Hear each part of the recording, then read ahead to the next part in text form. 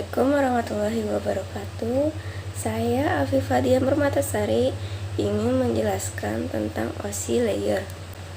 Pengertian OSI, Open System Interconnection atau OSI adalah mode referensi yang mana tercipta dalam bentuk kerangka konseptual. Bahkan sekarang ini ia telah menjadi suatu standar koneksi untuk sebuah komputer. Selain itu, ia diciptakan juga untuk memenuhi tujuan tertentu. Tujuannya yaitu supaya model OSI menjadi rujukan bagi setiap vendor ataupun developer sehingga software dan produk yang mereka buat mempunyai sifat interpolate. Hal itu berarti pengguna tak harus melakukan upaya khusus dan mereka bisa melakukan kerjasama dengan sistem ataupun produk. OSI memiliki 7 layer.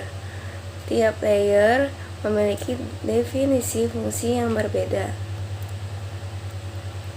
Physical layer berfungsi untuk mendefinisikan media transmisi jaringan, metode persinyalan, sinkronisasi bit, arsitektur jaringan seperti halnya Ethernet atau token ring, topologi jaringan dan pengkabelan. Selain itu, tingkat ini juga mendefinisikan bagaimana network interface card dapat berinteraksi dengan media kabel atau radio. Data link layer berfungsi untuk menentukan bagaimana bit-bit data dikelompokkan menjadi format yang disebut sebagai frame.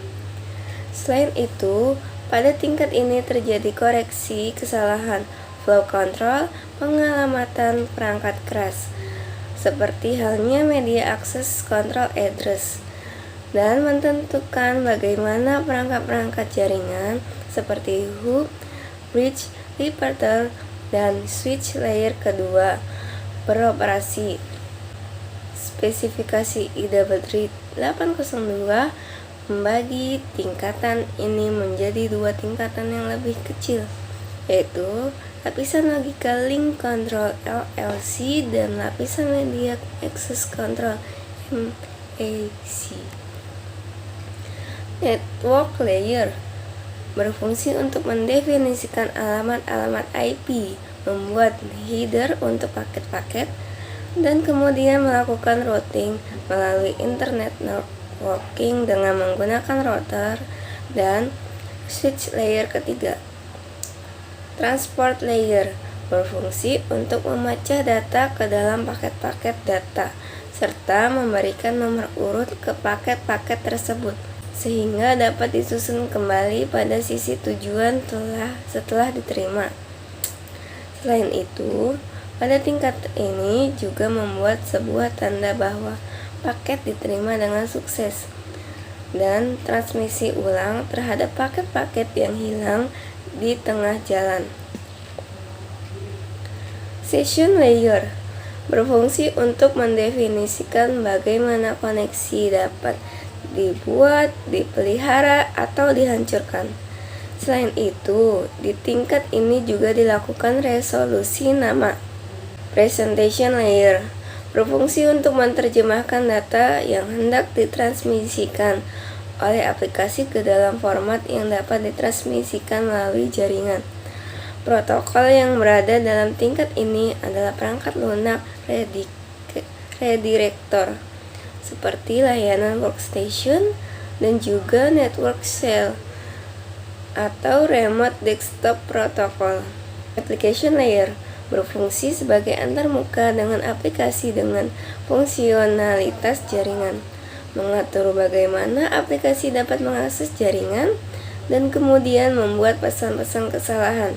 Protokol yang berada dalam lapisan ini adalah HTTP, FTP, SMTP, dan NFS.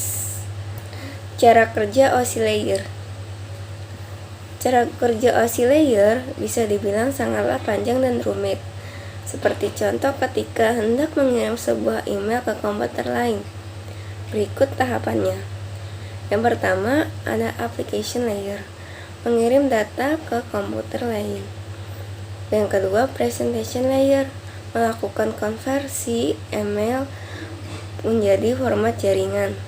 Decision layer, membentuk sesi perjalanan data sampai proses pengiriman selesai dilaksanakan. Transport layer, pengirim membaca data dan dikumpulkan lagi di transport layer penerima. Yang kelima, network layer, membuat sebuah alamat dan menuntun data sampai ke tujuan. Yang keenam, data link layer, kemudian membentuk data menjadi frame dan juga alamat fisik. Ketujuh, lalu di physical layer data akan dikirim lewat medium jaringan ke lapisan transport penerima. Dan yang terakhir yaitu setelahnya alur berbalik dari physical layer ke application layer pada komputer penerima. Berikut penjelasan tentang OSI layer. Terima kasih. Wassalamualaikum warahmatullahi wabarakatuh.